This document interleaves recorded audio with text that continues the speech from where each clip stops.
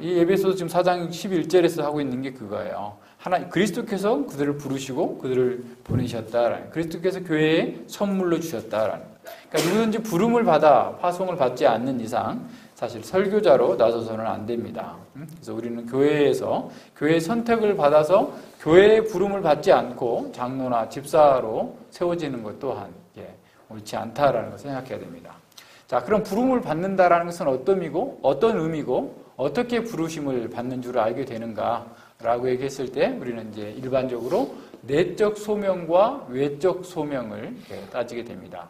그러니까 내적 소명이라는 것은 뭐냐면 복음을 전하는 데 생을 전체를 바치기를 소원하고 그 일에 집중하고자 하는 열망과 함께 그러한 자격을 갖추기 위해서 순탄하게 그 모든 것들이 열려야 되겠죠. 그러니까 예를 들어서 신학을 공부할 수 없는데 자기는 하고 싶다 해가지고 통신 과정을 한다거나, 그죠? 또 뭐 야간 과정에 이렇게 해가지고 대충 신학 공부하고 세상 일하고 병행하면서 목회로 하겠다고 나온 사람도 있어요. 제대로 준비가 되겠어요? 전혀 준비가 안 됩니다. 그렇게 해가지고는 되지도 않아요. 그러니까 뭐 대충 그냥 무자격자들을 양산하는 신학교들이 굉장히 많은데, 사실 하나님께서 부르셨다고 한다면 그렇게 공부할 수 있는 여건 또한 하나님께서 순탄하게 열어주실 거예요. 자, 그렇게 내적 소명이 있는 사람들을 이제 교회가 확인하는 것이 바로 외적 소명이에요. 자, 교회가 그런 사람들의 은사와 소명을 확인하고 또는 먼저 알아보고 그렇게 할 수 있도록 권면하는 것이 또한 외적 소명이죠. 그래서 교회의 질서를 따라서 모든 시험에 통과되고 교회의 청빙을 받아서 목사로 안수받는 것, 여기까지가 외적 소명이에요. 그러니까 그런 외적 소명이 없는 사람들이 나가서 이렇게 하면은 안 된다라는. 그래서 요새는 신학교에 가면 교회에 뭐 부르심 없이, 교회에 추천서도 없고 노예에 추천서도 없는데도 불구하고 신학교에서 이렇게 사람들을 막 받아요. 그러니까 이 문제가 큰 거죠. 그래서 그리스도의 내적 부르심은 이런 외적 부르심 안에서 확정됐을 경우에만 그것을 유효하게 받아들일 수 있는 것이죠. 사도행전 그 14장 23절에 보면 이렇게 장로들을 택하여 세웠다라고 했을 때 그 택한다라는 말이 손을 들어서 택한다라는 의미예요. 그렇기 때문에 이 교회가 참여하는 겁니다. 그래서 하나님께 그를 부르셨다 할지라도 외적으로 교회가 그걸 확증해 주는 거예요. 이런 면에서 교회의 참여, 이런 것들이 분명하게 있어야 된다라고 하는 사실을 보여주죠. 사도행전 6장에서도 부지할 7사람을 택할 때에도 교회가, 성도들이 함께 참여했음을 우리에게 보여주고 있는 것이죠. 그래서 목사의 내적 소명을 교회가 확인해주고 확증해 줌으로써 외적 소명으로서 인쳐주고 또 그를 지원해주고 또 함께 그 가르침을 따라가게 되는 것이죠. 그래서 교회의 주인이신 그리스도의 부르심을 분명히 있어야 된다라고. 두 번째로 목사의 직무를 생각해 보면 앞서 얘기한 것처럼 목사의 직무는 두 가지예요. 첫째는 말씀을 잘 가르쳐서 양떼를 풍족하게 먹일 뿐만 아니라 양떼에게 위험에 들지 않도록 지켜주는 겁니다. 그러니까 거짓 가르침, 잘못된 가르침들을 막아주는 그런 역할을 하는 것이죠. 그래서 말씀을 잘 전하고 성례를 집행하고 치리 장로와 함께 교회를 잘 다스리고 청소년들, 노인들을 잘 교육하는 그런 목자적 활동을 하는 것이죠. 이런 모든 직무들이 다 중요하지만 목사의 핵심 사역은 하나님의 말씀을 증거하는 것, 설교하고 가르치는 거예요. 그래서 그렇기 때문에 목사는 선지자 직분이라고 할 수 있는 거죠. 그래서 이런 면에서 이 가장 중요한 그 사역임에도 불구하고 목사들이 설교 준비를 안 해요. 그리고 그러니까 이제 설교가 좀 그렇죠. 또 뿐만 아니라 이제는 이게 교회에 뭐 주일학교 부장집사가 설교하기도 하고 교사가 설교하기도 하고 뭐 이렇게 하는 이런 문제도 생기는 거죠. 그러나 이것은 설교와 목사직에 대한 오해에서 비롯된 겁니다. 엄밀한 의미에서 설교자는 목사만 설교자인 거죠. 그가 설교자이기 때문에 성례를 행할 수 있는 거예요. 말씀을 동반하지 않는 그 성례는 공허한 것이기 때문에 그래요. 그래서 목사는 무엇보다도 말씀의 증거를 위해서 부름을 받았기 때문에 최선을 다해서 말씀을 전하고 가르치는 일에 온 힘을 쏟아야 되는 거죠. 목사는 그리스도의 말씀을 증거하라고 하는 그런 영광스러운 직분을 가진 것, 그것에서 만족하는 것이 아니라 그렇게 되도록 최선을 다해야 되는 거죠. 그래서 이런 걸 한번 생각해 볼 필요가 있어요. 참 그리스도는 정말 전능하신 하나님이신데 사람을 사용하지 않고 그냥 막바로 거듭나게 하고 교회를 다스릴 수 있는 방법은 없을까? 할 수 있어요. 그럼에도 불구하고 하나님께서는 연약한 인간의 섬김을 통해서 하나님의 교회를 세워가시기를 기뻐하신 겁니다. 여기에서 그리스도의 놀라운 자비와 그 은혜가 드러나는 것이죠. 하나님께서 세미한 음성으로 엘리야를 만나주신 것처럼 만약에 하나님께서 천둥과 번개와 같은 아주 강력한 능력으로 우리 가운데 임재하시면서 다스린다면 우리는 견디지 못할 그런 그 상황일 텐데 연약한 사람들을 부르셔서 하나님의 교회를 다스리고 또 교회를 돕도록 하신 것, 인간의 음성으로 찾아오시는 것, 이거 자체가 하나님의 자비하심이죠. 그러나 목사가 본질상 다른 사람보다 탁월한 사람은 아닙니다. 다른 사람들과 함께 다 흙에 속한 자고 죄인이고 다 별 가치 없는 그런 사람 속에 들어있는 사람이에요. 그러나 그가 그리스도의 부르심을 받았고 또 그의 구원의 말씀을 증거하도록 직분을 받았기 때문에 그의 특권과 영광이 있는 것이죠. 그래서 목사는 하나님의 말씀, 곧 하나님의 그리스도의 말씀을 이렇게 말하는 자로서 세움을 받았습니다. 그래서 칼빈 선생님은 목사를 하나님의 입이라고 했죠. 하나님의 입, 곧 그리스도의 입이기 때문에 그의 말씀을 책임있고 성실하게 증거해야 될 책임이 있는 겁니다. 하나님의 말씀을 연구하고 바르게 해석하고 그 말씀으로 하나님의 백성들을 교훈하고 책망하고 위로하고 격려하는 일이 목사에게 주어진 일입니다. 오늘날 목사들이 예화와 또 사람들의 흥미를 끄는 감성을 자극하는 그런 내용과 방법들을 강대상에서 여과 없이 전하고 있는 거죠. 마치 설교의 목적이 사람들에게 감동을 주는 것이냐, 사람들에게 기쁨을 주는 것처럼 사람들이 원하는 것을 이렇게 하나님의 말씀과 교묘하게 섞어서 전하고 있는 거죠. 그러나 설교는 한 사람의 영원한 삶과 죽음, 축복과 저주를 선언하는 엄숙한 말씀을 전하는 그 장입니다. 이것을 사람의 어떤 유머와 인간의 감동을 위하는 것으로 바꾸게 된다면 그 사람들의 영혼을 망하게 하는 것이죠. 그래서 로이드 존슨 목사님은 강단이란 인간의 영혼의 영원한 구원과 멸망에 관계된 그리스도의 메시지를 전하는 곳이다. 그런 자리에서, 그렇게 엄중한 자리에서 어떻게 유머하고 농담하고 하면서 말씀을 전할 수 있겠는가라고 말씀하고 있습니다. 설교자는 강단에서 영원한 생명과 사망에 대한 왕의 메시지를 전하는 사람이다라는 사실을 항상 의식하고 그리스도의 종으로서 하나님의 말씀만을 바르게 증거해야 됩니다. 오늘날 목사가 해야 될 일이 점점 많아지고 복잡해지고 있습니다. 하지만 목사 직분의 핵심은 가르치는 일, 곧 설교하는 일에 있는 것이죠. 이 직임을 성실히 수행했을 때 목사는 그를 부르신 그리스도 앞에서 큰 기쁨을 얻고 그의 영광에 참여하게 될 것입니다. 그래서 앞서 얘기한 것처럼 설교는 누구나 다 할 수 있는 것이 아니에요. 설교는 그 사람의 영원한 운명에 관해서 말하는 그런 메시지이기 때문에 그래요. 그래서 설교자는 그 직임을 위해서 그리스도의 부르심을 받아야 되고, 그래서 개혁교회에서는 치리 장로나 혹은 집사가 어떤 경우를 막론하고 설교하지 않습니다. 혹 교회가 목사가 없거나 목사가 휴가 중에 있을 때에는 장로가 예배를 인도하는데 그 본교회의 목사나 혹은 같은 교단 내에 자매교회의 목사의 설교를 읽게 합니다. 아무리 신학 지식이 깊은 사람이라 할지라도 그 사람이 그 교인이 설교할 수 없게 되어 있는 거죠. 설교는 그리스도의 말씀을 대언하는 목사에게만 허락된 영역이다라고 하는 것을 분명하게 보여주는 겁니다. 목사의 설교를 읽고 예배를 드린다고 하면 너무 건조하지 않을까라고 생각할 수도 있겠죠. 그러나 그렇지 않습니다. 장로가 목사의 설교를 잘 준비해서 읽으면 모든 성도들 또한 동일한 신령한 은혜를 누릴 수 있습니다. 설교를 읽는 예배이기 때문에 성도들이 예배에 등한히 한다라고 생각할 수도 있지만 그렇지 않습니다. 성도들이 교회를 목사나 사람을 보고 나오는 것이 아니라 그리스도를 바라보고 그리스도의 말씀을 받는 것이기 때문에 누가 전하든 누가 했든 그 말씀 자체를 경외함으로 받는 것이죠.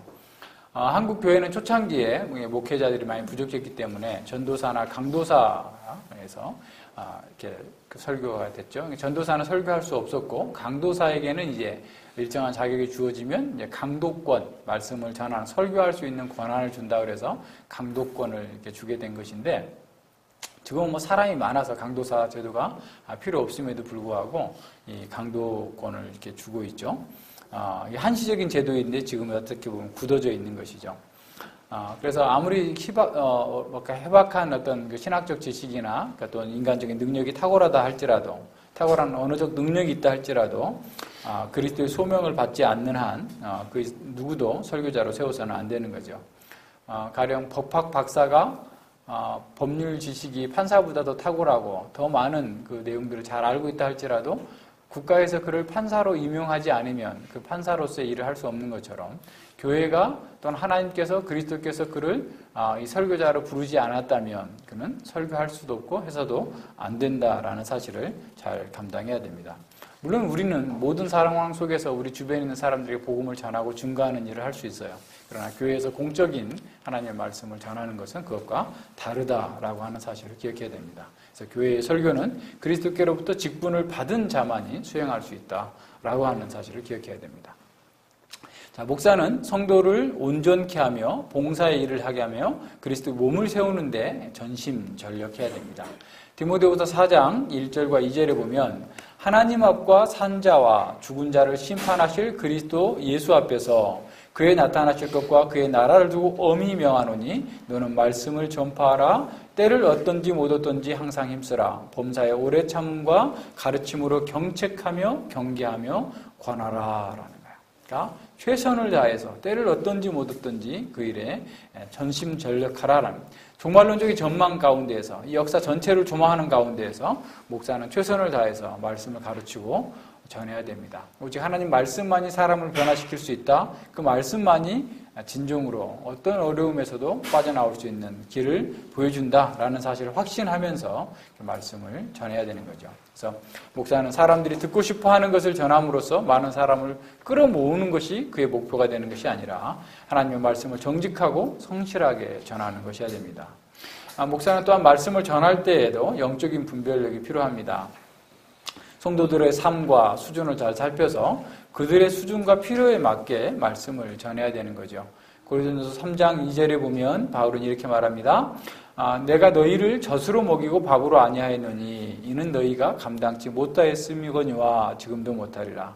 그러니까 성도들의 성장 단계에 따라서 이렇게 말씀을 줘야지, 어린 아이에게 그냥 지금 막 태어난 우리 아이들에게, 그냥 선우에게 막 이렇게 주고 갈비를 뜯게 하고 막 이렇게 뜯을 수도 없겠지만 할 수 없는 것처럼 그 성장 단계에 따라서 맞게 말씀을 가르쳐야 된다는 거죠. 그래서 부모가 아이들의 성장 단계에 따라서 뭐 분유 먹이고 우유 먹이고 또 이렇게 이유식 먹이고 단단한 음식을 먹이는 것처럼 그렇게 할 수 있는 분별력이 필요하죠. 그러니까 목회자는 어떤 사람이 거듭났는지 안 났는지, 또 영적인 성장 단계가 어느 정도인지를 잘 분별해서 그에 필요한 말씀을 증거할 수 있도록 해야 됩니다. 한 가지 더 생각해 볼 것은 아이들이 밥 먹기 싫다고 밥을 안 먹고 죽도록 만드는 부모가 없죠. 그러니까 성도들이 말씀을 공부하지 않는데도 불구하고 내비를 두고 방치하면은 안 된다라는 거예요. 그러니까 거듭났다 할지라도 성장하지 못하게 되면 어린아이처럼 세상 풍조에 흔들리게 되고 간사한 괴율과 유혹에 빠지게 되기 때문에 그렇죠. 그래서 영적으로 미숙한 어린 신자는 자신에게 정말 필요한 것이 무엇인지를 잘 알 수 없습니다. 그때 목사는 그에게 위험을 경고해주고 그리스도 안에서 성장해야 함을 반복적으로 가르쳐줘야 되는 거죠.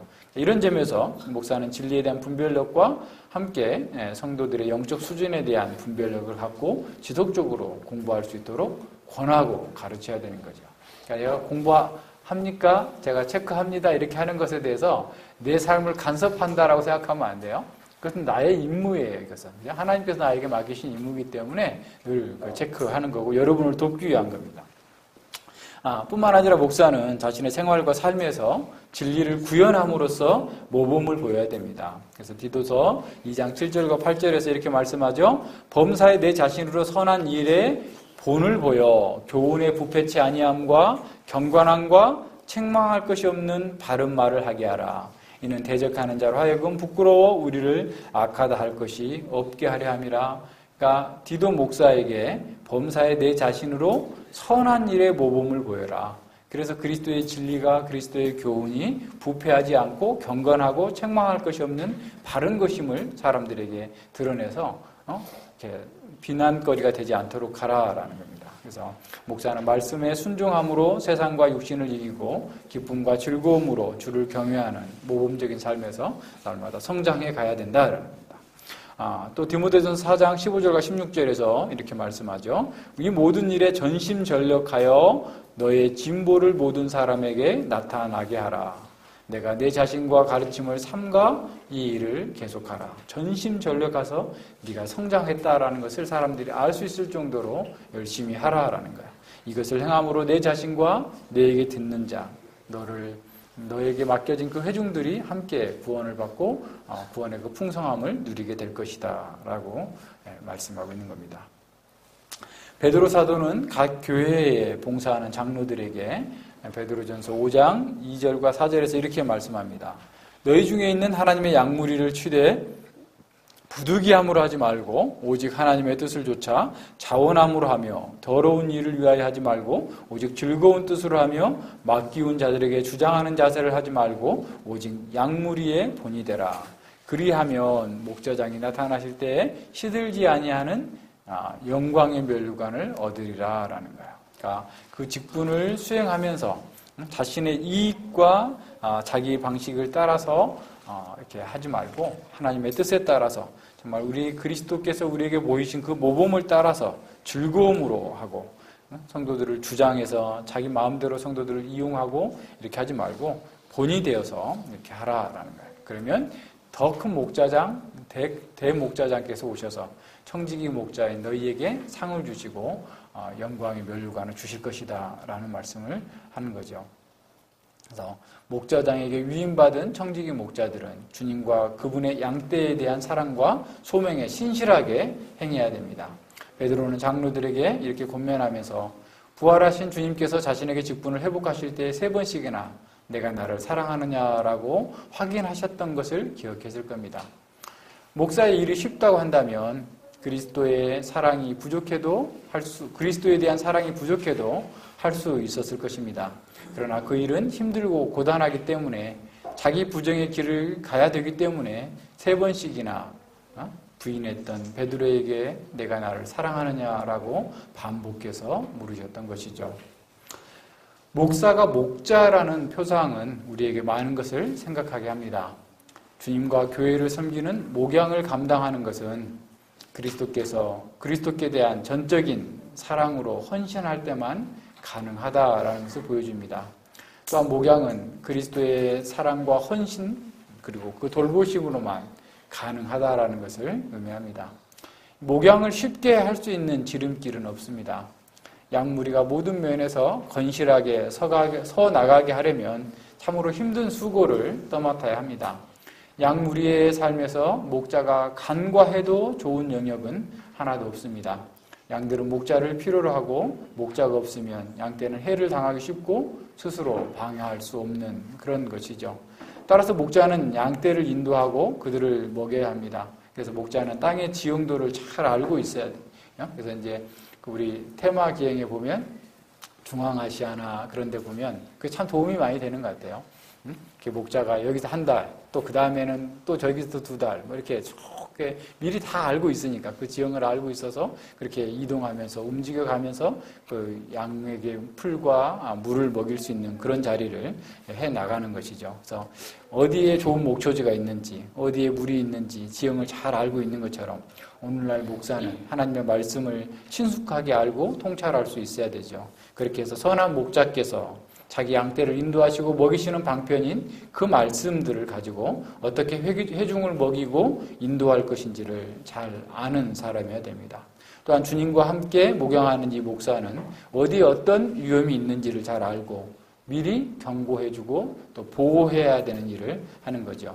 또한 시련과 고난을 당하고 있는 그 성도들에게 그 고난을 말씀으로 잘 극복할 수 있도록 맞서서 승리할 수 있도록 준비시켜줘야 되는 겁니다. 우리를 해칠 수 있는 심각한 위험을 늘 살펴서 주의하고, 그래서 때로는 경고하고 때로는 필요하다면 징계도 해야 되는 거죠. 지난번에 그 테마기행에서 보니까 양떼를 기르는 그 목자들이 이렇게 나오는데, 양 우리가 비가 와가지고 젖었어요. 그러니까 양들이 그 비가 와 있는 그 젖은 상태에 가 있으면 애들이 잠을 못 자고, 그러니까 우리를 들어가지 못하고 우리에 넣지 못하고 밖에서 잠을 자는 거예요. 잠을 자는데 그때 여우들이나 짐승들이 공격할까 봐서 남자들은 다 나와가지고 이렇게 불침번을 쓰는 거예요. 그러니까 이제 아주 트럭이던데, 아주 오래된 트럭에 아들이 셋이고 아버지까지 4명이 나와가지고 교대로 트럭 안에서 그 바깥에 있는 들에 있는 그 양들을 이렇게 불침번을 서는 거죠. 그래야만 지키는 거죠. 밤새 그 추위에 떨면서 그 양들을 지키고 있는 그 목자들의 그런 모습을 생각해 본다면, 오늘날 정말 하나님께서 맡기신 그리스도의 피로 사신 양들을 위한 목자의 수고가 어떠해야 되는지를 이렇게 생각해 보게 됩니다. 그래서 이러한 목자의 목양의 짐은 사실 힘들고 무거운 그런 일들이죠. 따라서 주님과 그분의 양떼에 대한 진정한 사랑이 있는 사람이 그 일을 잘 감당할 수 있겠죠. 그러나 하나님을 사랑하는 것은, 요한이 지금 본 것처럼 요한일서 5장 3절에서 하나님을 사랑하는 것은 이것이니 우리가 그 계명을 지키는 것이라. 그의 계명들은 무거운 것이 아니야. 하나님을 사랑하면. 그러니까 목자가 이렇게 힘들고 무거운 짐들을 지고 있다고 할지라도 하나님을 사랑하면 그것이 무겁게 느껴지지 않는다 말이에요. 그러니까 하나님을 사랑하는 사람. 그래서 베드로에게 예수님께서 내가 나를 사랑하느냐, 내가 나를 사랑하느냐.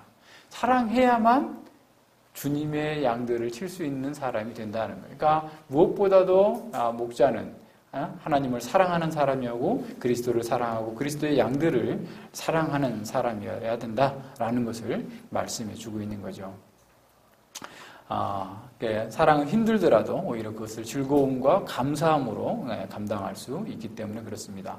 그래서 목사는 자기를 의뢰하지 아니하고 주님의 능력을 의뢰하고 날마다 주님의 은혜와 자비를 구하면서 사역을 해야 되는 거죠. 따라서 성도들은 목사의 이런 직무를 이해하고 함께 협력해야 됩니다. 그래서 데살로니가전서 5장 12절과 13절에서 바울 사도는 이렇게 말하죠. 형제들아, 우리가 너희에게 구하노니 너희 가운데 수고하고 주 안에서 너희를 다스리며 권하는 자들을 너희가 알고, 그들이 뭘 하는 사람인지를 잘 알고 저의 역사로 말미암아 사랑 안에서 가장 귀히 여기며 너희끼리 서로 화목하라라는. 이런 가르침을 준 거죠. 그래서 우리는 목사가 누구이며 무엇을 하는 사람인지를 알아야 됩니다. 그래야 그 가르침에 따라서 성장할 수 있고 자신과 다른 성도들의 유익과 온전함을 증진시키고 교회 전체의 유익을 이렇게 드러낼 수 있고 교회적 사명을 잘 감당할 수 있게 만들기 때문에 그렇습니다. 그래서 너희를 인도하는 자들에게 순종하고 복종하라. 저희는 너희 영혼을 위하여 경성하기를 자기가 회개할 자인 것 같이 하느니라. 저희로 하여금 즐거움으로 이것을 하게 하고 근심으로 하게 말라. 그렇지 않으면 너희에게 유익이 없느니라 그랬어요. 그러니까 함께 그 사역에 동참하고 또 같이 일을 해나가라 라고 가르치는 거죠. 자, 우리는 그리스도의 영광이 충만하게 드러나기까지 이렇게 말씀 사역자들의 수고를 통해서 함께 자라가야 됩니다. 이를 위해서 서로 격려하고 서로 섬기면서 나아가야 되는 거죠.